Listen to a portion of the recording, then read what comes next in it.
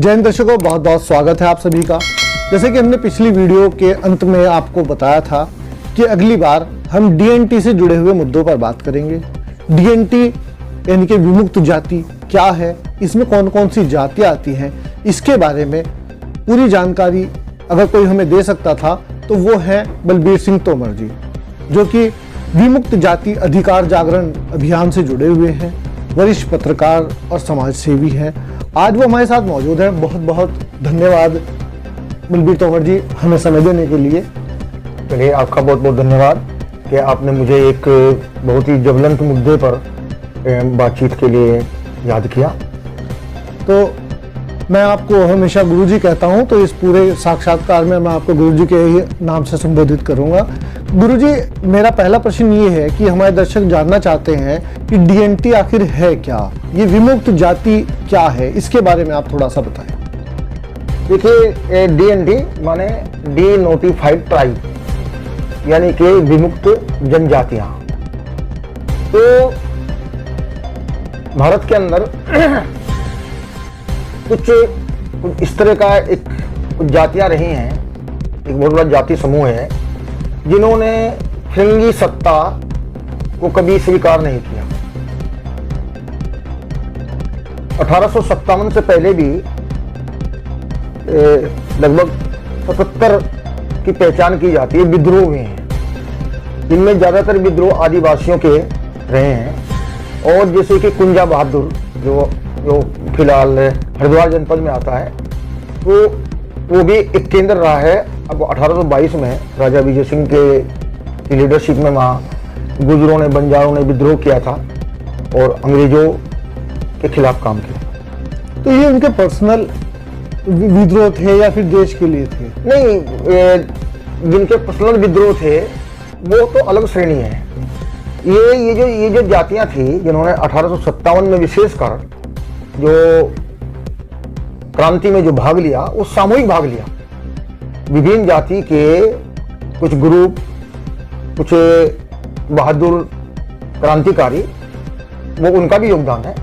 लेकिन ये एक ऐसा जाति समूह है जिसमें गुर्जर, बंजारा, सांसी, पारसी और आपका लोध और आपका मेवाती तो और आपका राजभर, तो ये वो जातियां थी जिन्होंने सामूहिक रूप से फिरंगी सत्ता के खिलाफ 1857 की क्रांति में भाग लिया।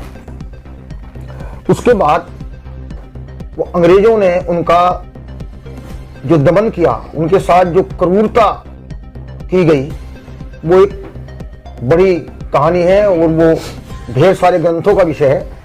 लेकिन उसके साथ साथ क्या हुआ कि जब रानी का राज्य, मतलब ब्रिटेन की महारानी का राज्य जब भारत में कायम हुआ, तो इन जातियों की जिन्होंने सामूहिक रूप से फिरंगियों के खिलाफ सशस्त्र संघर्ष किया और जबरदस्त बलिदान दिए, उन्होंने इनको अपराधी, क्रिमिनल एक्ट बना करके, तो इनको अपराधी जनजाति घोषित करके ये क्रिमिनल एक्ट के अंदर इनको ले आए और ये एक अधिकार विहीन जीवन इनको जीने के लिए मजबूर किया गया।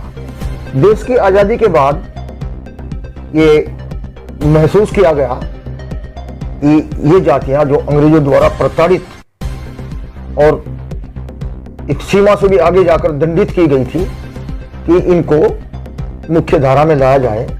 क्योंकि देश तो 1947 में स्वतंत्र हो गया, लेकिन ये जो ट्राइबल, ये जो क्रिमिनल जो ट्राइब्स थी, जो आपराधिक जातियां और जनजातियां थी, तो ये स्वतंत्र नहीं थे और इनको कोई अधिकार नहीं था, ये अधिकार विहीन जीने को मजबूर थी।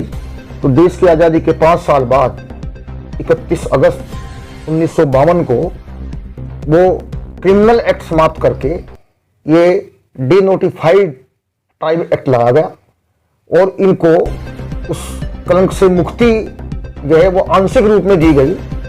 क्योंकि जो नया एक वो लाए एक्ट, तो उसमें इनमें से कुछ जातियों को, कुछ समूहों को वो आदतन अपराधी की श्रेणी में भी उनको शामिल कर लिया गया था। लेकिन तो भी ये देश के नागरिक के रूप में इनको स्वतंत्रता प्राप्त हुई। इस चीज में भी 5 साल लग गए, देश आजाद हो गया, पूरा भारत खुशियां मना रहा था, लेकिन तब भी ये जो जनजाति आप बात कर रहे हैं, डी नोटिफाइड ट्राइब्स की जो बात कर रहे हैं, इनको 5 साल लगा अपनी आजादी पाने में।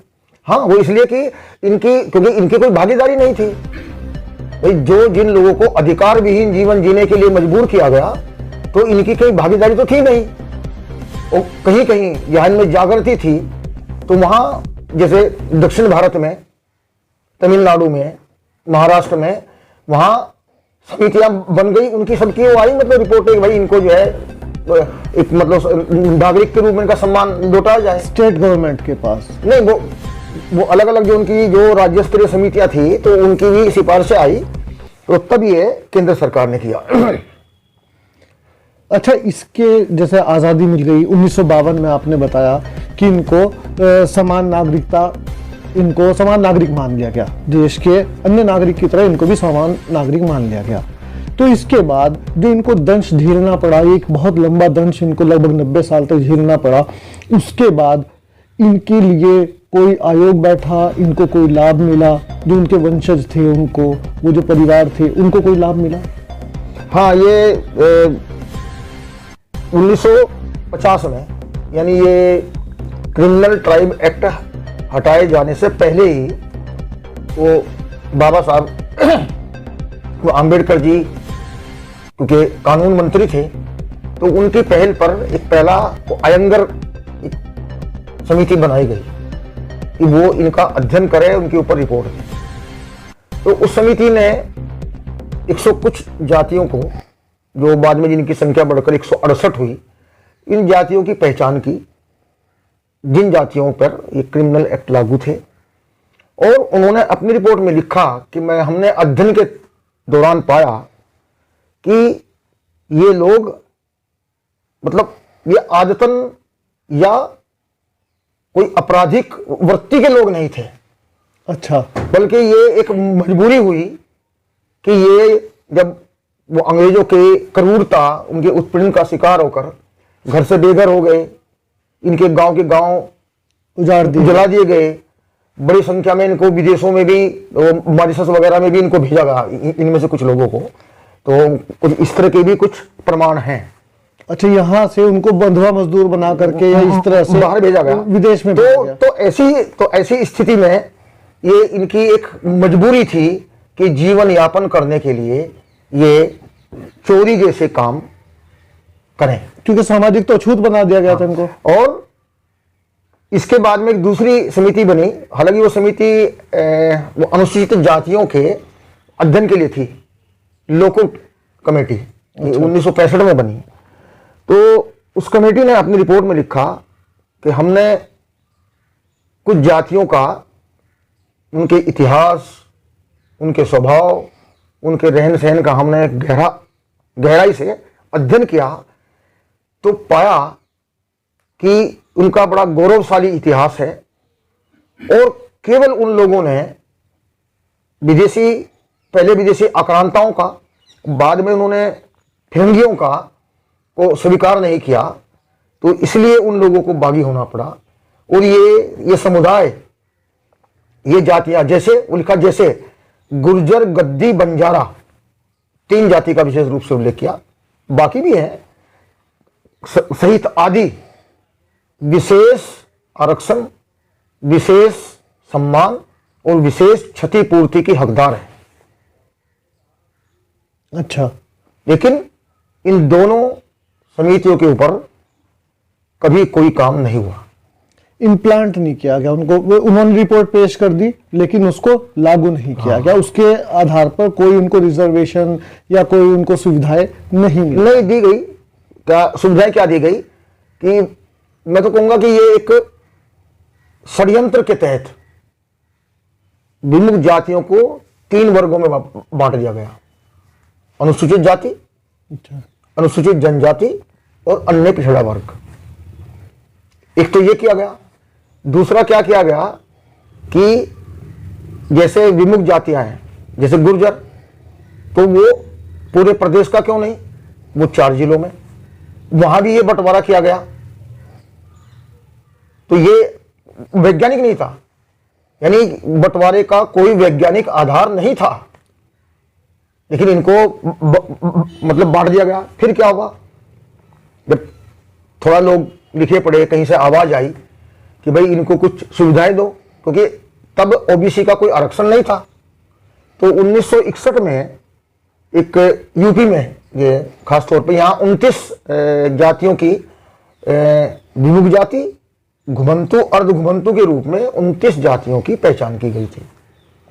तो 1961 में एक राजाज्ञा जारी की गई कि विमुक्त जाति के अंतर्गत ये 11 जातियां मानी जाएंगी, शेष अन्य 18 जातियों को एससी का दर्जा दे दिया गया है।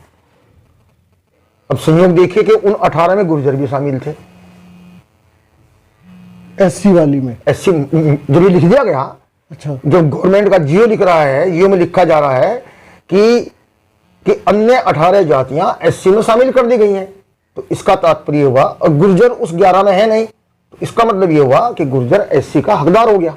अच्छा, मैं आपकी एक लाइन उठा रहा हूं, जो आपने भी कहा कि उनको शामिल कर लिया गया है, हाँ। ना कि कर लिया जाएगा। हाँ। तो कर लिया गया है, तो फिर उनको एससी का लाभ क्यों नहीं मिला? हाँ, तो ये है ना, वो कोई बोलने वाला नहीं था, कोई आवाज उठाने वाला नहीं था। ये थी ना समस्या, ये थी, कोई आवाज उठाने वाला। फिर क्या हुआ, चलिए वो जो अगली बात आप कह रहे थे, सुविधाओं की बात जहां तक है, तो उसके बाद क्या हुआ कि अयंगर कमेटी की रिपोर्ट के कुछ दिनों बाद क्या हुआ कि कुछ शिक्षा संस्थानों में विमुक्त जातियों की सीटें आरक्षित की गई।